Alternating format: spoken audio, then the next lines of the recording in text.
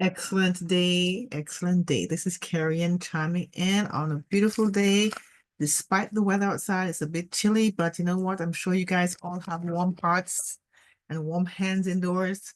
And I want to share with you this topic that through the different inquiries I've made and feedback I've gotten, I create a poll in our group just to ask of what conditions or symptoms that you'll be interested in me covering and giving some invaluable information, because everything is valued, but once it impacts your lives, it becomes invaluable. You can't really put a price on it, right? So today we're speaking on epilepsy, seizures, convulsions, and what triggers that, and of course how you can sort of have some coping skills and what foods you can eat and things you can sort of have in your arsenal, a basket arsenal to be able to help you. So if you know of someone who has this condition or been diagnosed, or they've had it from since they were younger or even to now as they're young at heart, please feel free to invite those to share this information. It is recorded.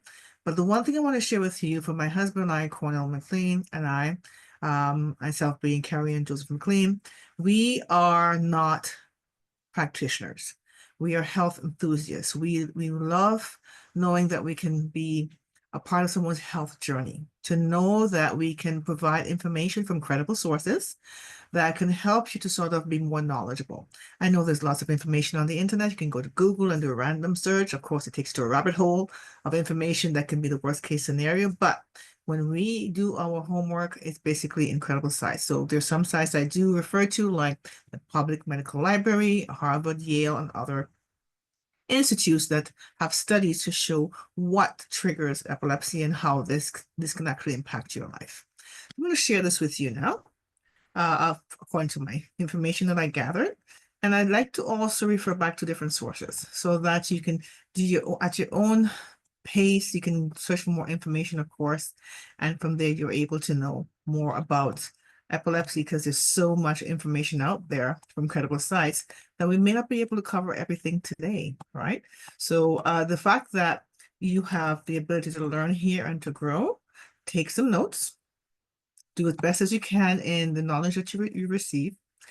Feel free to ask as many questions as you can. As long as I'm able to answer them, I will do. If I don't, then I'll be able to direct you to the sources that can. And the fact that you have, the ability to learn and grow here, I would encourage you to share with others. We have here every Tuesday, 7 p.m. through Zoom. So I share this with you.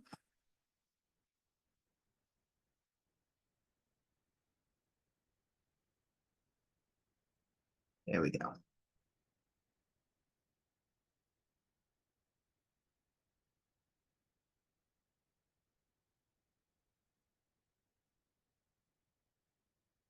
So as I share the information with you, like I said, we can answer as many questions as we can. And to be able to do that, I start now. So we know epilepsy, and we've heard of epilepsy. We know that most of us know that it can trigger, like, you have symptoms like seizures, shaking, brain injury, tumors can trigger those things, but so many other things, convulsions. And I can share with you a personal story throughout my presentation of two people in my life that have, three have had epileptic episodes, and what I've learned along the way. And so if you have someone in your family, then of course you can identify what I'm speaking of. So what are seizures? A seizure is a sudden surge of electrical activity in the brain. So it can affect the behavior, the movements, and consciousness. So they can there's a wide it can vary on how it presents itself, and of course you can have certain lapse in awareness.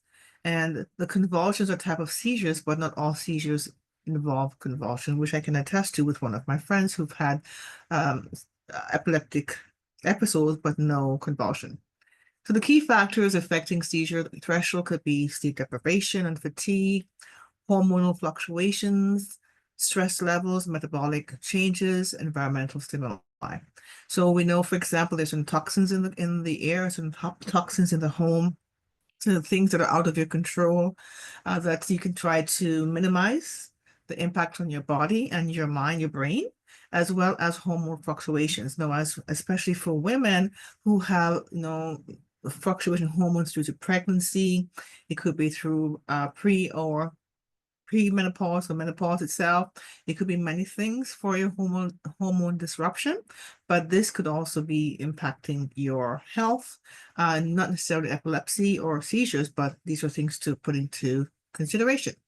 So epilepsy can be impacted by a traumatic brain injury, and a serious illness or a very high fever, stroke, even HIV, AIDS, meningitis, a brain tumor or cyst. Could also be a genetic disorder, an illness injury, so caused by an accident, right? Or lack of oxygen in the brain. So epilepsy is not only doesn't impact someone over the age of 30, as some studies show, it can happen from a baby stage. And I can share with you my cousin in Los Angeles.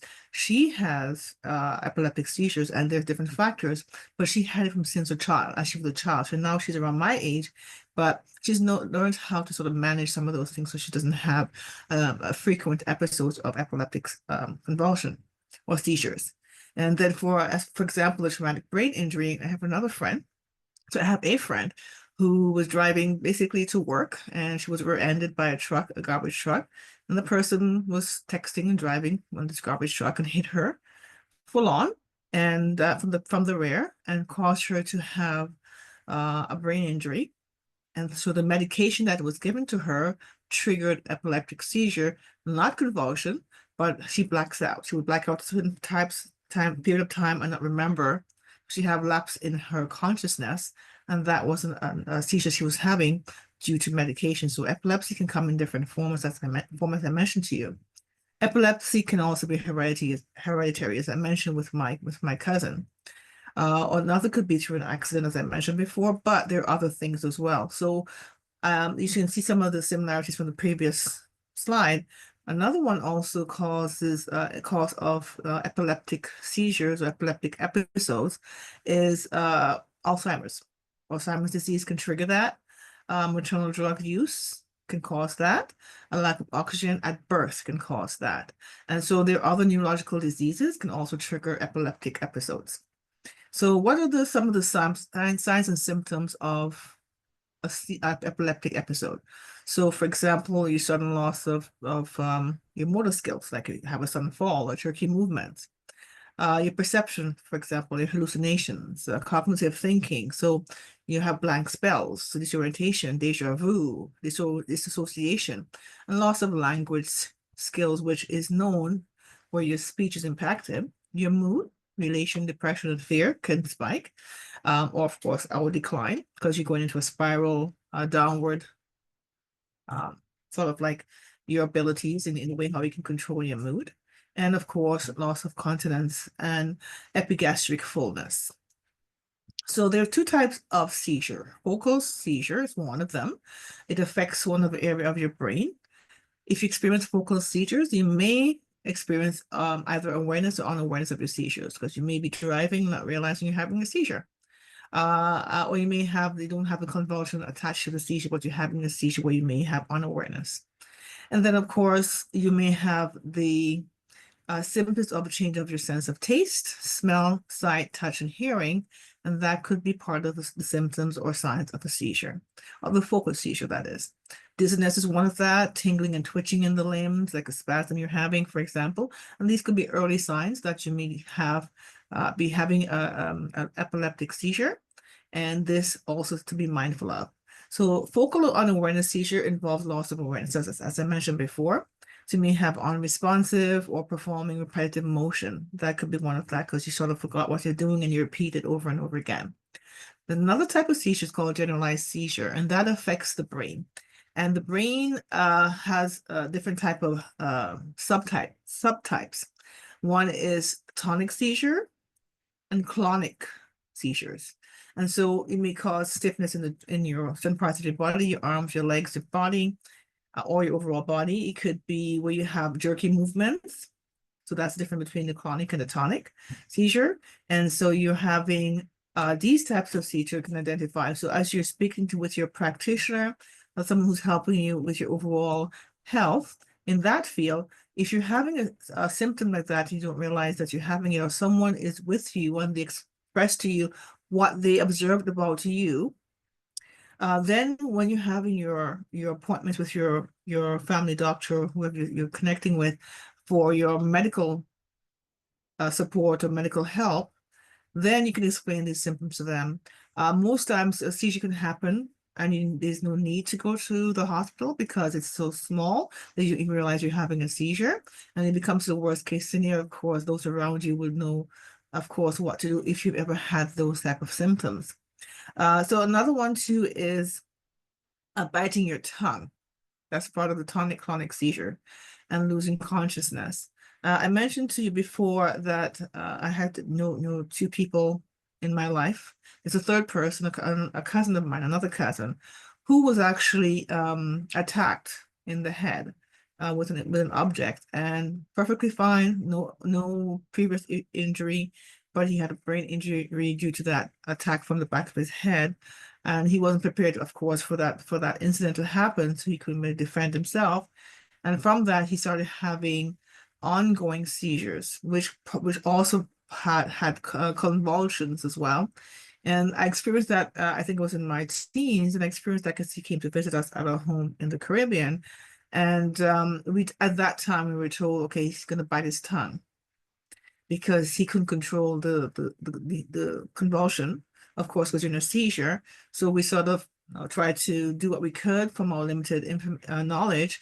And one of the things was to protect his tongue from being bitten. So we put something a little bit hard between his teeth to prevent him from clamping down and biting his tongue. So these are things I've have witnessed myself and I've seen. I'm sure there are others like you or myself who have had that experience or may know someone who've had those experiences. It can be scary. So, but the most important thing, of course, is stay calm, collected, remember to breathe. Of course, the next step is of course, be in the moment to see how you can help that person to the best of your ability, so that until the professionals can come to help your loved ones, or even if someone you've met or and not a stranger, to be able to help them.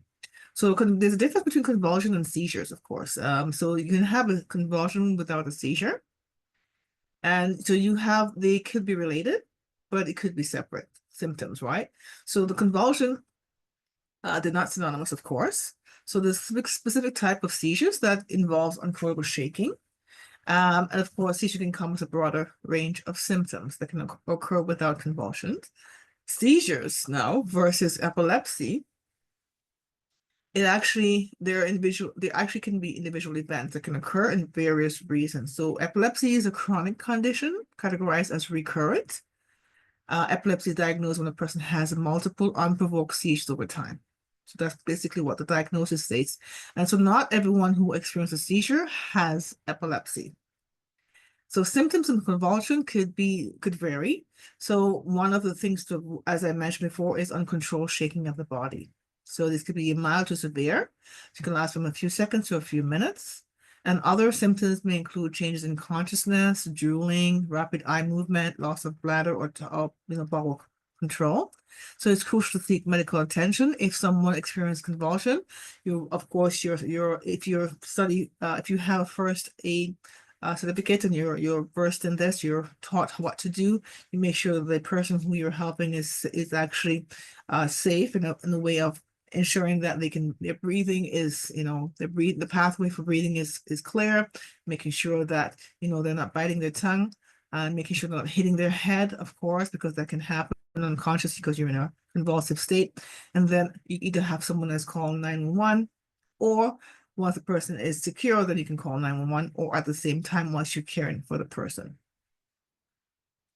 So the quality of life can impact you on a day-to-day basis. So your convulsions, seizures, you don't know when the onset's going to happen, so you live in fear.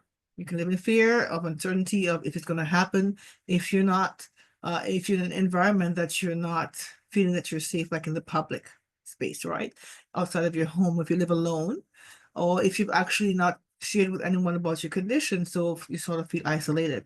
So your convulsion and seizures or epilepsy can significantly impact your day-to-day life.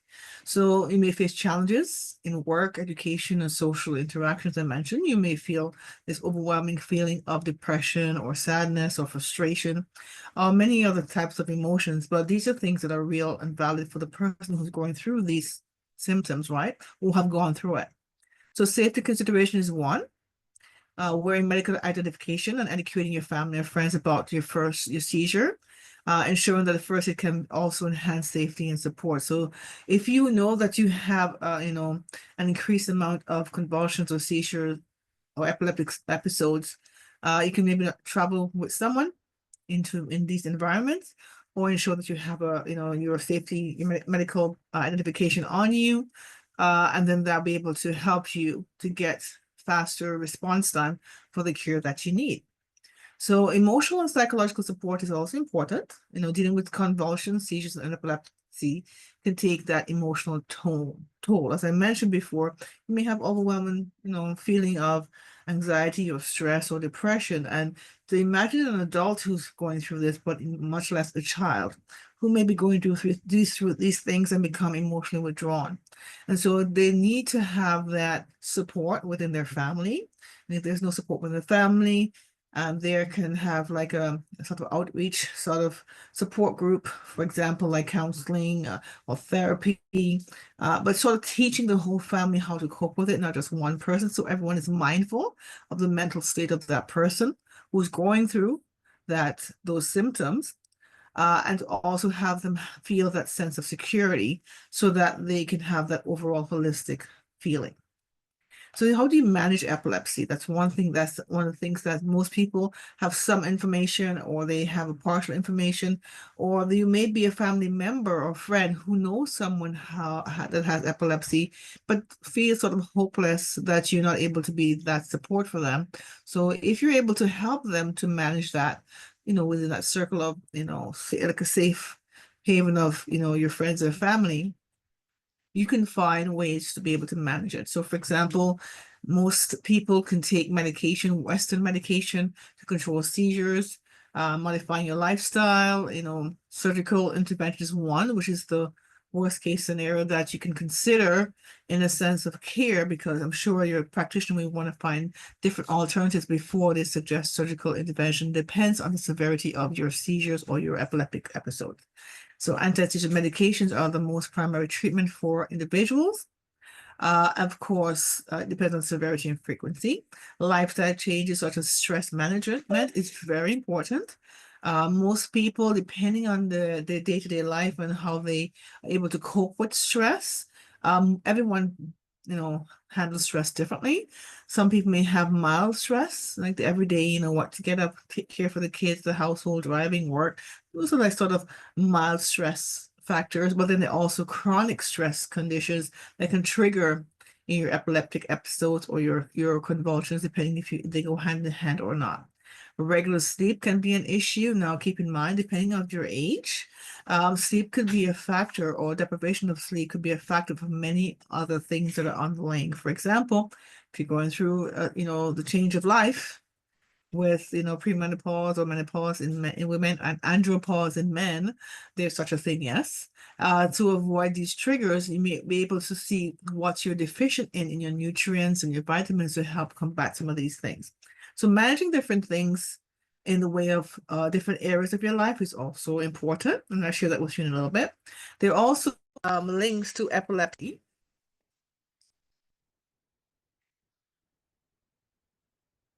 I just want to confirm that you can see can you see the cameras? I just want to make sure that you can. Okay, much better now. All right, so here we go. So there are also the many factors that can trigger epilepsy. One could be genetics. It actually has been known in some cases to be linked to your genetic background. And it can also be passed on to a child depending on the actual test that they do to confirm if it is hereditary or not. And if there's more than one person in your family that may have epileptic seizures, convulsion, that could be a factor as well to determine, generalized epilepsy. So it is actually considered higher with the studies that I've seen through Harvard or Yale or other credible sites in hospitals, like for example, Johns Hopkins, can actually determine through tests, the genetic disorder. So there is actually a disease connection between migraine and epilepsy.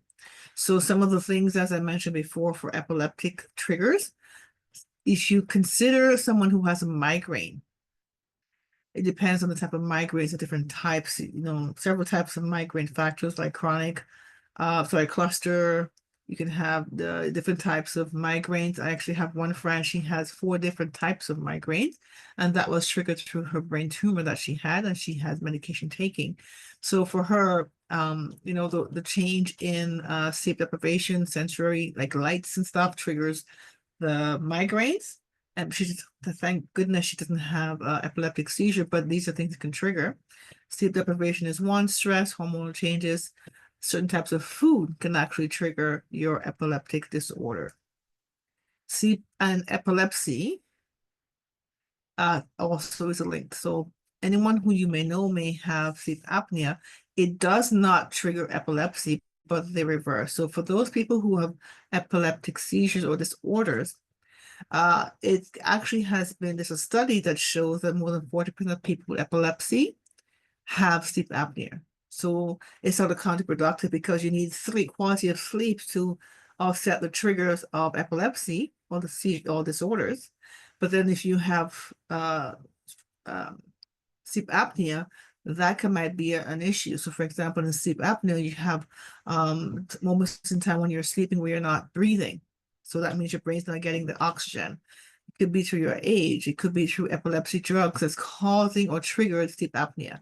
But there's many other factors with sleep apnea. It could be weight gain or your quality of your life in the way of how you manage your stress level and other things can trigger these things. But there is a study that is out there. There's actually a link below that you can go to, and you can at your leisure read through on that. In preventing measures in lifestyle, if you understand and avoid these triggers, you can reduce or minimize the number of times that you experience the convulsions or epileptic disorders, which can come on suddenly, because really there's no major signs or symptoms to warn you're having an episode. But there's certain things that you may have to consider that you have to change in the way of your habitual use of things.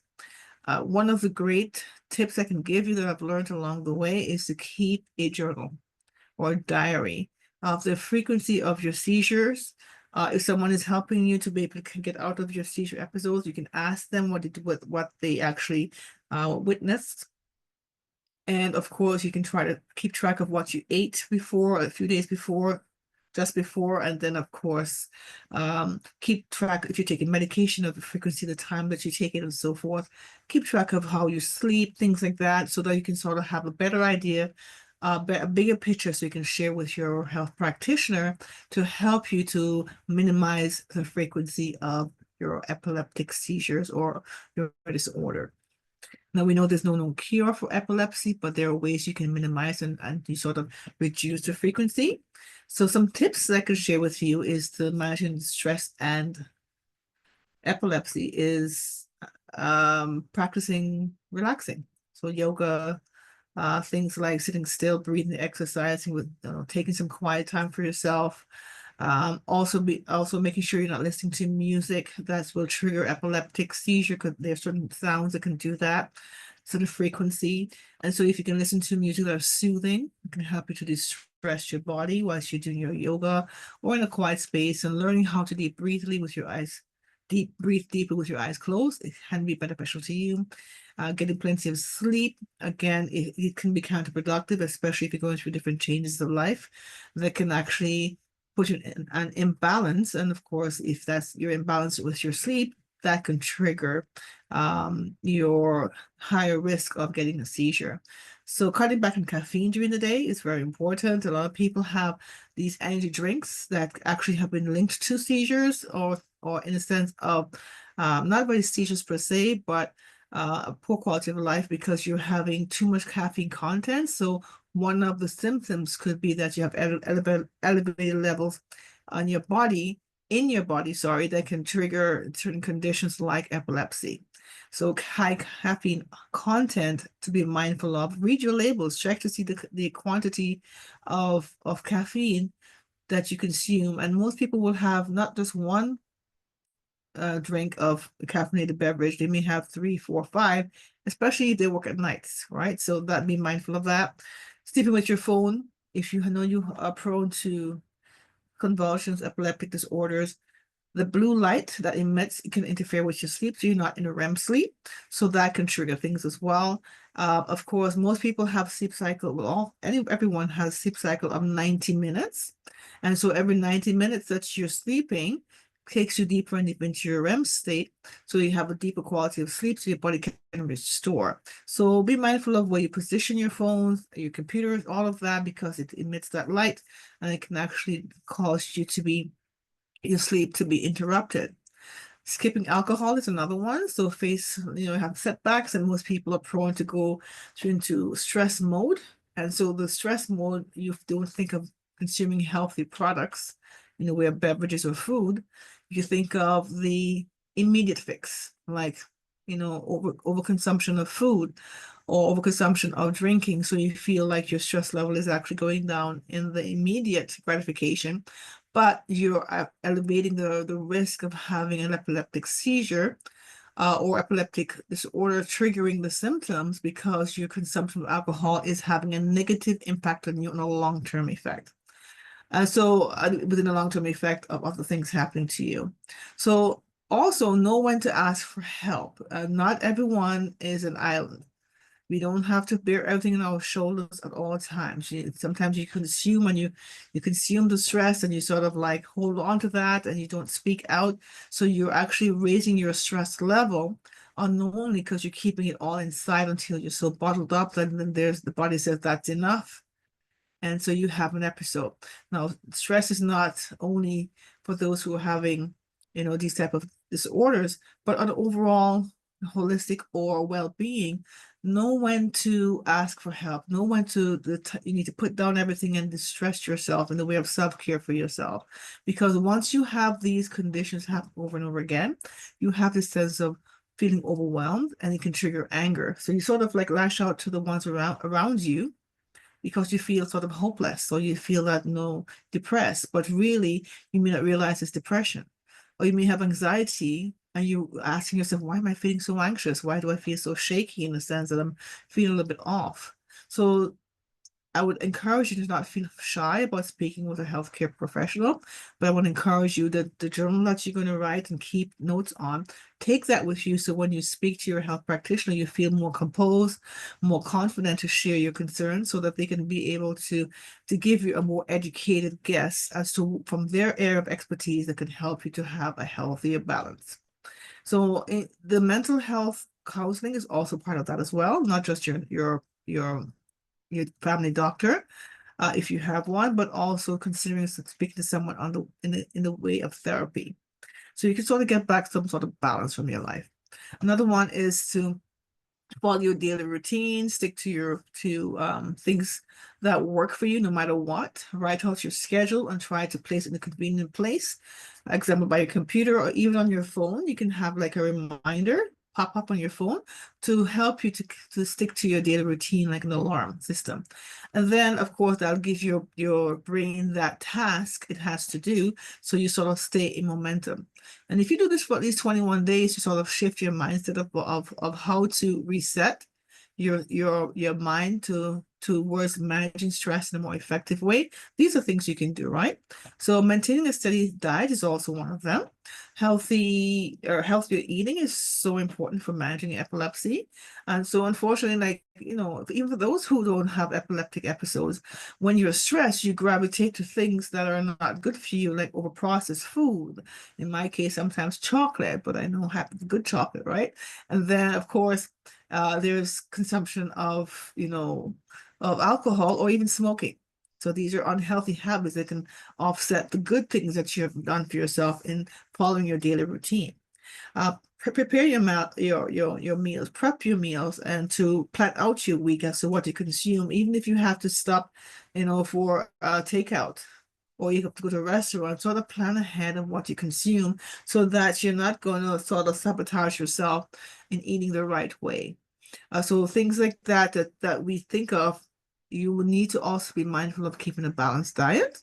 And even if you know that you would tell yourself you're giving yourself a treat, you're gonna have, that burger or fries and it's over processed. One, they say won't hurt.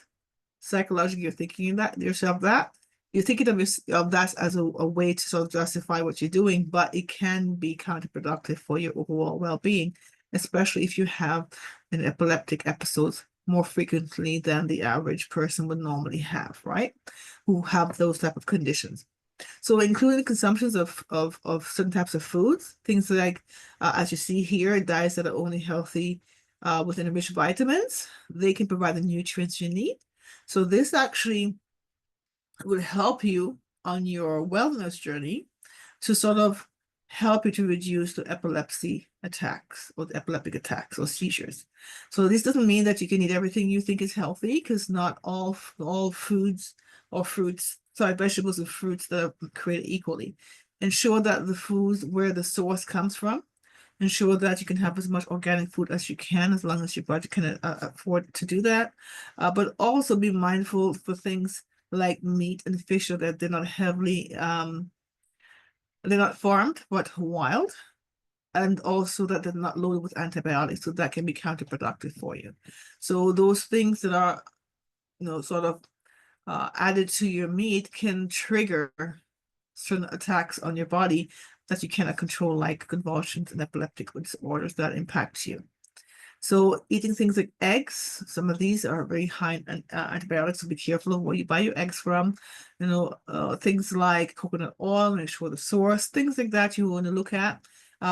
These are things that help your body, especially if you develop anxiety during epilepsy, can help you to minimize those feelings of experience of being overwhelmed. So these are like you're sort of balancing your body into a homeostasis state. So lean protein is also a great thing as well. When I say lean protein, I don't mean things that are processed in the sense of infusion of different things. So lean protein, again, the source, you want to make sure uh, some dairy products also have antibiotics because of the source it comes from.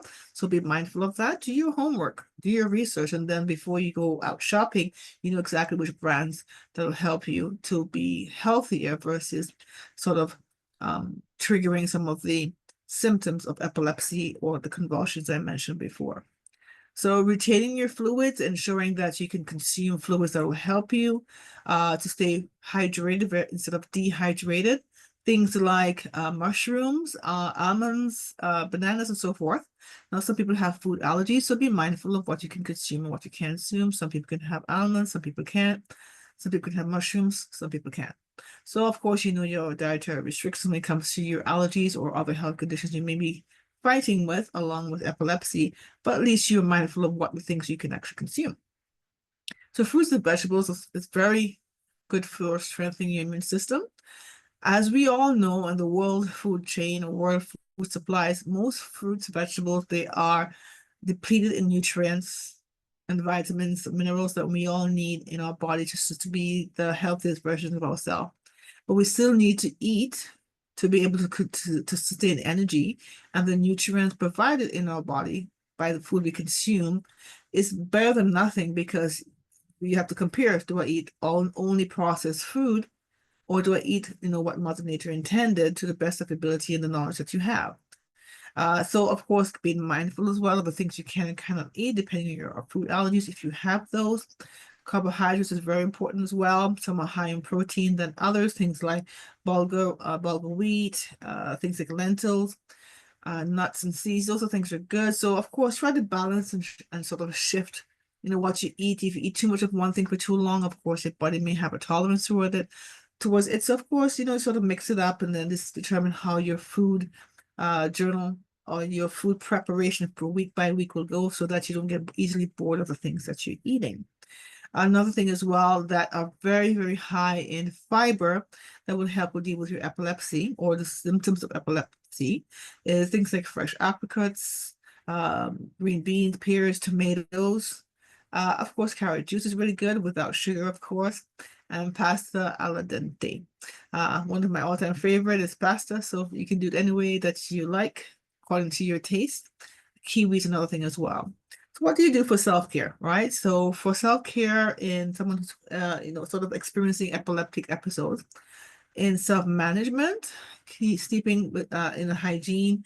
As I mentioned before, sometimes you may have incontinence issues, so you may need to know what to do to be able to keep your sleep hygiene, systematic so that you take care of yourself, your stress, your emotions, even your medication adherence. Don't wait until you feel like it's coming on. If you the need for medication, take it. Some people have a lower tolerance for it. They may have an adverse reaction to it. So of course, there are alternatives that the doctor can tell you, or even your naturopathic doctor. Identifying and avoiding seizure triggers and listening to anti-seizure music, as I mentioned before.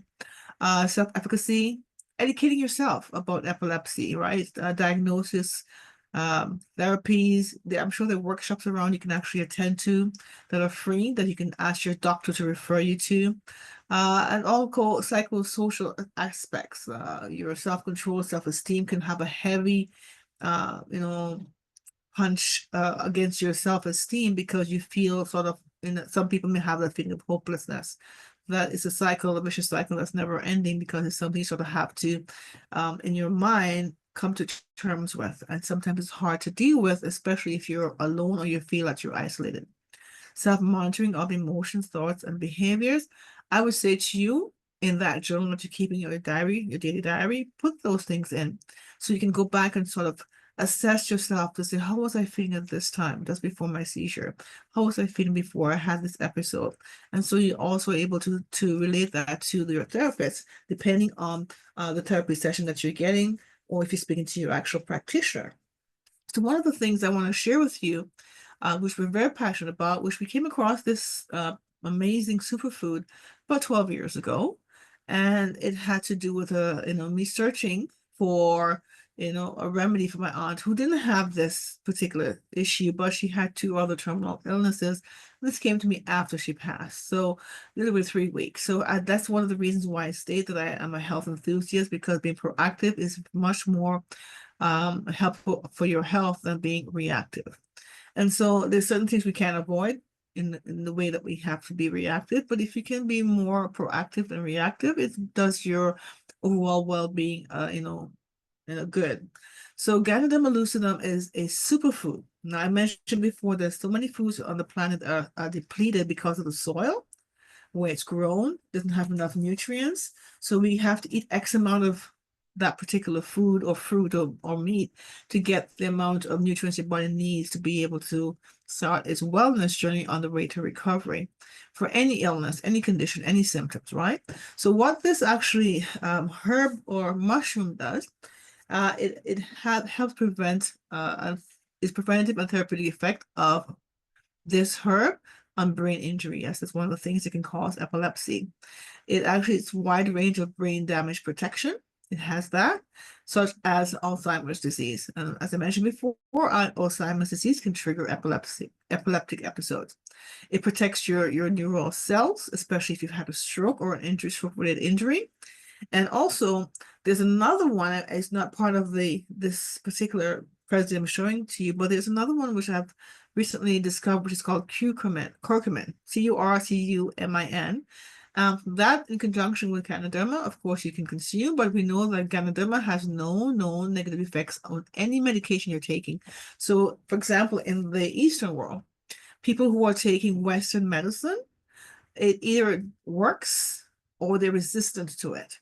So what they have done in the sense of their research in not just Eastern but Western world for medicine is that in conjunction with the epileptic medication that may of course have serious side effects from some of these drugs, you can take traditional Chinese medicine like Ganoderma to offset the complication caused by Western medicine. I mentioned to you I had a friend who was in a car accident or ended because that person was driving and texting.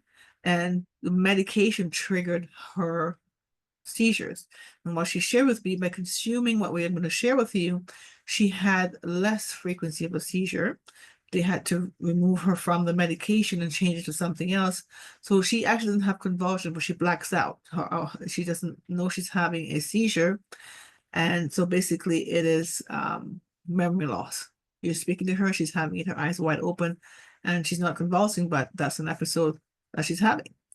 So sharing with you these medicinal mushrooms, they actually have a high level of antioxidants. Here's the perfect example. So for example, if you like avocados, you may have a quarter of a slice, quarter of an avocado. But in reality, you need 7 whole avocados to equal what the Ganoderma can give you in antioxidants. You may need 10 cups of strawberries to have what the Ganoderma can do for your body, which is simply having a therapeutic dosage once a day or twice a day, depending on what your preference is. And for example, another one would be for broccoli. Now, we normally have like, half a plate of serving of vegetables. You need 7 heads of broccoli to get the amount of antioxidants you need into simply one dosage of your Ganoderma. So it's very high in carbohydrates, protein, fibers, and has the right amount of vitamins your body needs every day. So it's an adaptogen. It helps you get what it needs. The body takes what it wants, it needs for you, and it sort of protects your cells, your blood, your overall well-being, your brain.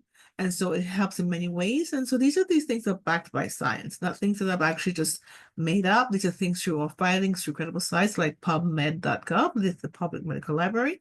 And so these are data that I've collected through different sources that you can refer back to.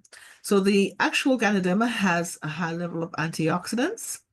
It helps with your gut longevity, your mental acuity, but it also helps with antioxidant property. So it helps against free radicals and the damage to your body. Terpenoids also is antiviral. I mentioned before that some epileptic seizures can be triggered from the HIV, AIDS virus. So the Ganoderma is antiviral, anti-HIV, antibacterial, has many different properties that helps to support the body. And so in that, most foods have terpenoids, but they get a therapeutic dosage through the Ganoderma. Flavonoids is another one as well. That's part of the makeup of foods, of some foods. So it helps with the neuroprotective propriety of your body, so that you're consuming the amount of flavonoids in certain foods, but the quantity you need may not be sufficient. So a superfood, in addition to what you're consuming in the way of your daily consumption of food and beverages, will help you on your wellness journey. Another thing I want to share with you is no medication on this planet sort of can cure you. It actually can help you, but every medication, pharmaceutical, has a side effect. What I want to share with you is through my studies as well. When you take a medication that's a pharmaceutical and you take it consume it with a natural herb or mushroom in this case, be mindful of what you're taking and the side effects, especially, for example, if you're taking things like turmeric, which they're all good, turmeric, ginkgo biloba, all of those things, but you make sure the medication you're taking doesn't have a side effect with it. And the reason I share that with my mother, who didn't have this condition when she was taking her medication for her diabetes and for her beta block for her heart, I knew that this herb didn't have a negative interaction. I still asked the pharmacist as well, because they studied natural medicine. But for turmeric and the other, she couldn't take it because it would lessen the impact of the beta block that she was taking. So do your homework, make sure that any type of natural medicine you're taking along with your medication does not negatively impact the medication you're taking. But we know that pharmaceuticals, as they have some serious side effects, can damage your organs, impact your cells, it can impact many things. So this sort of helps you. What I'm going to share with you is to discover the wellness with this superfood of organo through with Organo, our company we represent, through the power of this amazing superfood called Ganoderma lucidum. So as I'm sharing with you this, being mindful and staying positive helps you to on your wellness journey. But keep in mind, making one small change, it can actually have a lasting impact. So Ganoderma, cordyceps, and limeade are the three herbs that we are so excited about. Not only does it has the amount of amino acids you need and what you need for supporting your overall well-being, it actually helps to reduce stress and promoting health benefits. The cordyceps as well helps with supporting your energy level, which most people have a lack of energy or fatigue when they're going through epileptic episodes or as they're about to hit that particular trigger or post. So this helps with the cordyceps in helping your body, especially in your neurological symptoms. Lion's mane helps with the brain, it helps with the gut, but also helps with supporting your overall healthier lifestyle. And as I share this with you, I'm going to go through these quickly of some of the PubMed studies. And again, these were found through pubmed.gov, which is a public medical library that anyone can have access to. But what's posted in there are from practitioners, from people who have studied in their field, that they've done their studies, and basically their findings are there with no sort of financial interest, but just for sharing all of these amazing studies that could help mankind. So one of the things I want to share with you is that, for example, the second one of the PubMed studies, the spores, there are three stages the Ganoderma is grown, the root, the fruiting body, and the spores, which are the seeds that grow, basically allow to germinate and to create more as nature intended. There was an 8-week study done to reduce the weekly frequency of seizures. And so they found that the spores consumed in a therapeutic dosage on a daily basis for 8 weeks minimize that. And so we know that the Ganoderma itself supports many different things, but because of the polysaccharides and all these type of nutrients that are in there, helps with potentially for the treatment of epilepsy. Another one too, as well as I mentioned, is your neurodegeneration. That's one thing as well, but depression can go hand in hand with epileptic disorder. So this actually helps with your mood, as I mentioned before in previous slides. The other thing I want to mention to you is that it helps reduce oxidative damage of your neurons. The neurological damage to your body can impact not only for seizures, but other things as well, but at least to be mindful of that. Depressive disorders, inflammation, seizures, even pain associated with seizures and the absence of seizures. These are all findings through the same pubmed.gov, as you see the source of the bottom part of the presentation. It also helps to relieve the complication caused by Western medicine, as I mentioned before. And you may experience complications in many forms. No two persons are alike, so you may have one symptom in a negative way, another person might have it, or no negative side effects because of how your body is made up. So epilepsy can also follow if you've had dementia. That's another thing that can trigger it as well. So the actual Ganoderma can help support you in that condition that you have. It also helps with post-stroke depression. I can share it with you with my mom who had a stroke, and she actually didn't have a seizure, but she developed depression. And so consuming this through a beverage that I shared with her every single day, and to be able to make sure that she felt safe and we were able to support her because it goes hand in hand, and to do things because she was bedridden. This, I could see the change within, a few weeks, because first 3 weeks or 4, I could see that happening. And of course, she was able to have that switch in her mood. I mentioned before Alzheimer's, but also Parkinson's and stroke. So these also can help and support you if you're going through those conditions.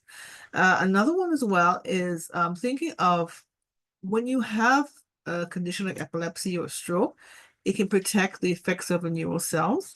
That's actually amazing, because most consumption of, vitamins and minerals, it may just help you some part of your body, and then you actually pass it out. But the great thing about the Ganoderma that we are sharing with you, it stays and absorbs in your body 99% versus some who are not, naturally grown. The impact to your body in a positive way is not as effective. As I speak on the Ganoderma, I want to share with you cordyceps. Cordyceps also can be great to utilize in your defense against epilepsy or seizures, but also things like depressing episodes, mood swings, behaviors, other neurological disorders, even anxiety. And this helps. I actually want to share this with you because diabetes can trigger stroke. Stroke can, or heart disease, can trigger depressive disorder, or even the worst case scenario, a seizure. So I want to share that with you because if you have a health condition, it may trigger other things as well. Lion's mane is another one, as I mentioned before. The brain is impacted, right?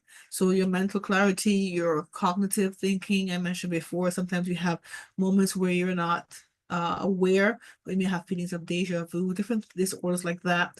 This could actually consider as a great brain food for you, but not only that, it helps you to stay focused, to concentrate, but also helps your cognitive function, and also great for your gut-brain connection health. So Gandama comes, I mentioned, three forms. Mycelium is the root, and that actually helps. It works like an antidepressant. So not only is it good for managing pain and depression, also individuals who've had, like, for example, an anaphylactic shock, seizures, sedative type condition, or it's considered anticonvulsant. Another thing I want to share with you, another part of why I'm so passionate about that, is that most of these herbs, they're quite bitter to taste when they come into a tincture form. So how often do you consume that? If you're not enjoying it every day, then you don't consume it. But we were able to, with our company, collaborate we were able to work with hand in hand with them to be able to share the goodness of these herbs through things like teas. These teas, you consume it, you're not tasting the bitterness of these herbs, but you gain the benefit of that. So all of these things, you go hand in hand. Is think of how you consume food. Your palate likes it, you eat it. If your palate doesn't like it, you don't continue it. But if you can consume something that helps you along your wellness journey, that you have habitually been consuming things like coffees and tea without any health benefits, then why not consider taking a brand that has these type of enriched mushrooms that helps you overall well-being, like, for example, in the form of this amazing coffee. It's a gourmet coffee, but you have all three infused into them. The fact that you have all three, if you're a coffee drinker, think of switching a brand, at least for 30 days. See what it does for your body. And of course, the body does not lie. It tells you exactly how it feels. And as we go through these cycles of life, I want to, as we wrap up here, I'm going to share with you, what you see on the internet, what you buy in the stores, it depends on the source it comes from. So, of course, we have Ganoderma. Other companies have Ganoderma or Rishi or Lindsay, depending on, the name that it's known by. They're all the same. But the quality of what you're consuming and into your body determines what nutrients you get. So I also mentioned naturally grown, is patent protected, 99.9% absorbent rate because the spores are protected by shells. So we're able to have that where you get the actual nutrients. To your left, as you're seeing on this slide, artificial, but still certified organic because there's no pesticide. But the color of the mushroom is so telling between the two. So bright and red and brown to the right, paisley, sort of sickly type of yellow. So your absorption rate into your body is 4% to 13%. That means you're not getting the nutrients your body needs. So what comes into your body, it helps to detoxify, it goes into your system, and it, as an adaptogen, it provides your body what it needs. And of course, you get the right amount of nutrients. So ours come in different capsules, variations. So for example, the mycelium, the fruiting body, which is the Ganoderma, and then the reishi, which is the highest amount of potency, is through the spores, come in those types of size bottles that you can actually have as capsules, vegetable casing. And of course, if you're not a person to take pills, so to speak, we have it in coffee, teas, hot cocoa form. I love the hot cocoa. As I mentioned to you, I have my source when I'm feeling that way. I want to gravitate to chocolate, but my hot cocoa is my best thing, right? And so mocha, we have king, we have royal. You have, if you're a purist, you just want the simple black coffee. There's different levels of roast. And if you have a sort of a tooth where you love sugar or non-dairy, You can try different types. But the best thing to do is if you're looking at something to help you with your epilepsy, someone is the capsule form.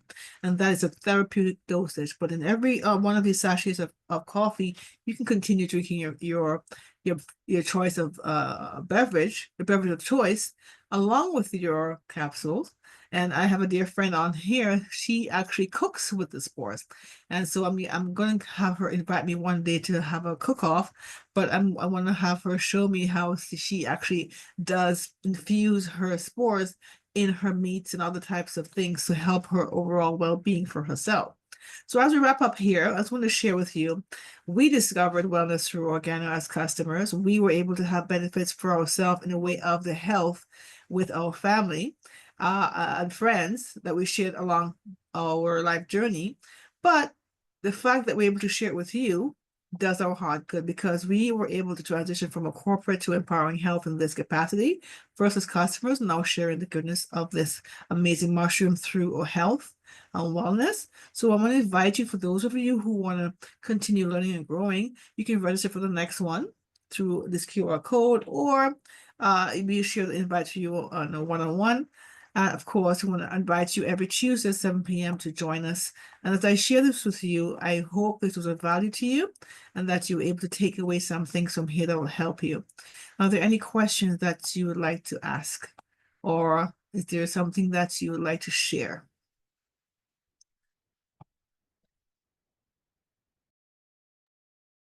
Hi, Kerry-Ann. It's Deborah.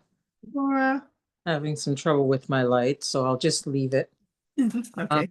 I just wanted to say that my oldest brother, my big brother, he endured a car accident, and that left him, after being 6 months in a coma, he started suffering from epileptic seizures.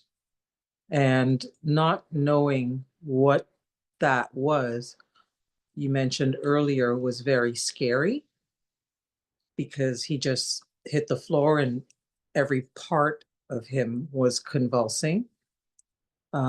So getting this information accessible to individuals out there in the world who are very silent about their suffering, I really just wanted to say thank you and applaud you for all of your work. I'm so thankful I was able to share the information. So thank you for that feedback. I do appreciate it.